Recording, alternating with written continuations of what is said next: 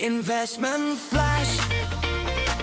Oil rips above $90. Gasoline tops $4 a gallon. And Citi says the Magnificent Seven is yesterday's trade.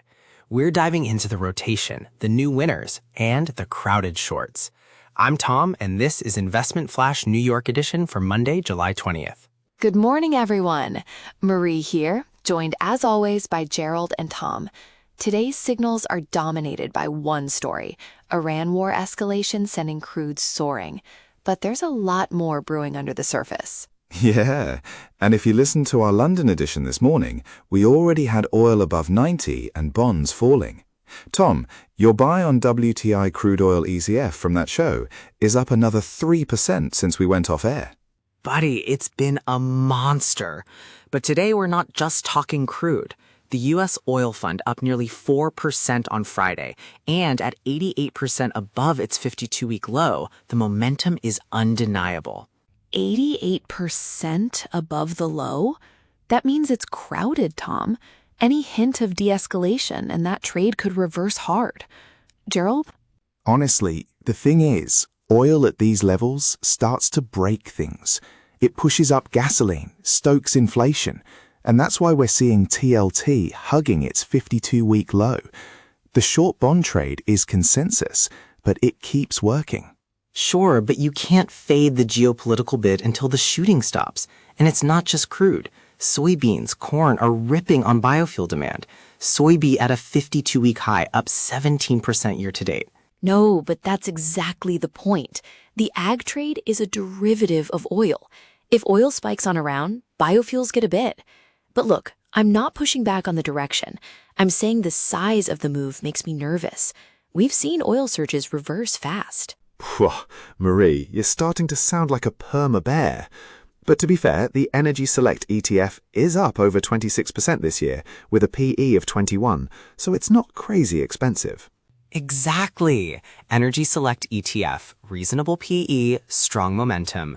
And it's not just the US, right? This is global disruption. I'm also looking at the cybersecurity angle. FT's piece on synthetic insiders is wild. Deepfakes are creating corporate spies that don't exist. Wait, Tom. The deepfake threat is real, but Okta up 7% in a week?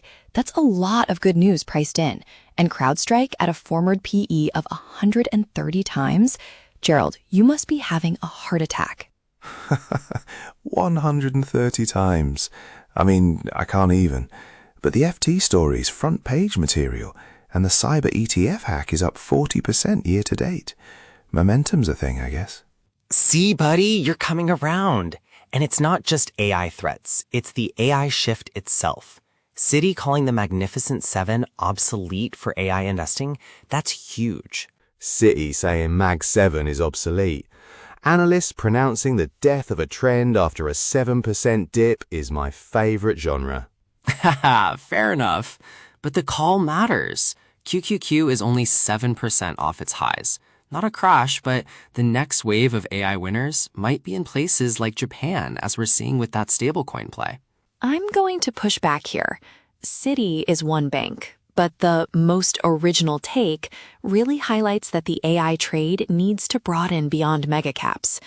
AIQ, the AI and tech ETF, has catch-up potential, even if it's down 17% from its high. Yeah, look, the Nasdaq 100 ETF has been living on Mag 7 for 2 years.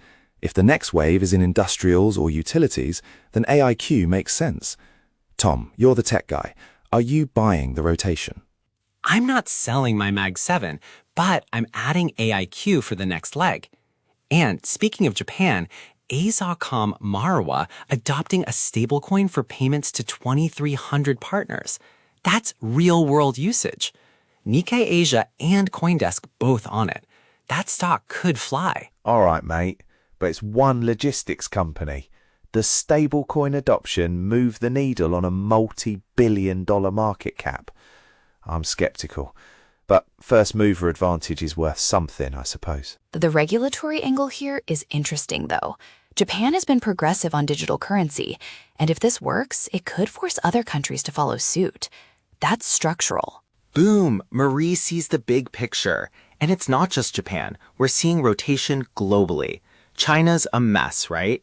FXI down 14% year to date. Leveraged bets unwinding fastest since 2016. That's a sell if I ever saw one. The China large cap ETF is still 9% above its 52-week low, so there's room to fall. The deleveraging could trigger margin calls and cascade. I'm short China here. Hold on, Gerald, but that's exactly when value hunters step in. FXI trades at 0.85 times book value. If the sell-off is driven by leverage, not fundamentals, you get a snapback when the unwinding is done. I'm not buying yet, but I'm watching. Marie, you'll be buying China while it's still on fire. All right, but let's talk memory chips. The FT piece on AI boom and bust for Micron. MU down 9% in a week. Forward PE of 5.6. Cheap for a reason? Cheap for a reason, exactly. If AI capex leads to oversupply, memory prices collapse. Micron's been there before. It's not a value stock, it's a value trap. Calling a memory bottom again? That's a hobby at this point. Ha, yeah. Oh, come on. AI demand is insatiable. I think this is a buying opportunity. But fine, we'll watch it. Tom, remember when you said semis were cooked in the second quarter? They sold off.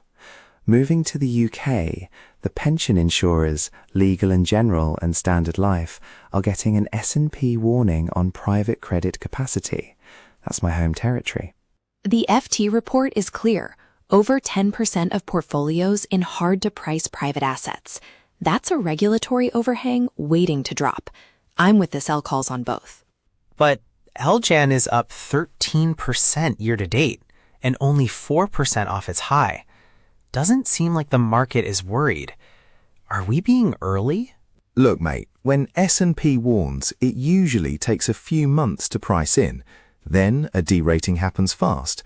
I'm selling Legal & General and Standard Life. All right, let's look at the flip side. LatAm carry trades. Bloomberg says emerging market fall is at year lows, making Brazilian real and Mexican peso the safest carry place. That's new momentum. Yes, Brazil ETF EWZ up 9% year to date, trading at 0.96 times book, room to run, and the peso with nearshoring tailwinds. That's a structural carry trade. But oil is a risk, yeah? High crude hurts EM importers. Brazil is a net exporter, so it's fine, but Mexico imports a lot.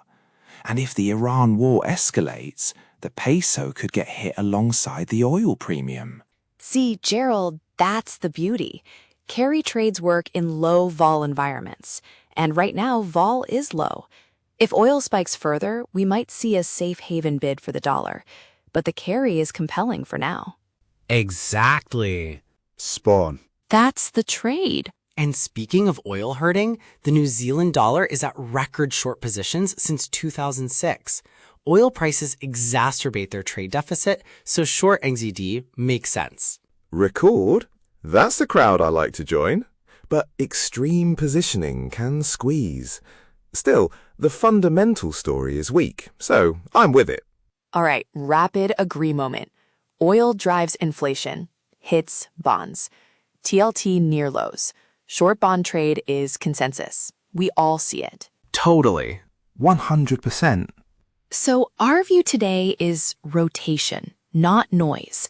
XLE versus TLT, long energy, short duration, is the clean cross expression. Add Latin carry for yield without tech beta.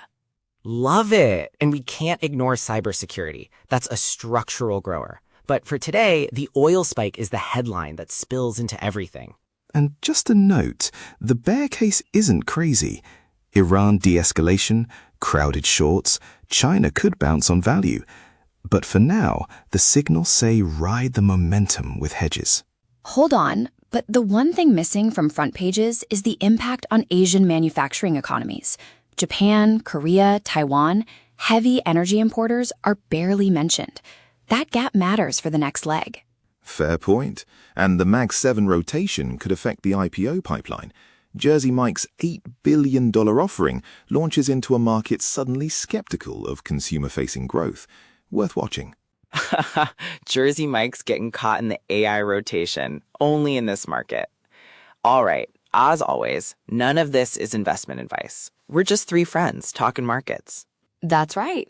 And if you're just finding us, hit follow on Spotify or check investmentflash.com for the full digest with charts and sources. We're back tomorrow at 7:30 a.m. London time for the London edition. Until then, stay nimble. See ya!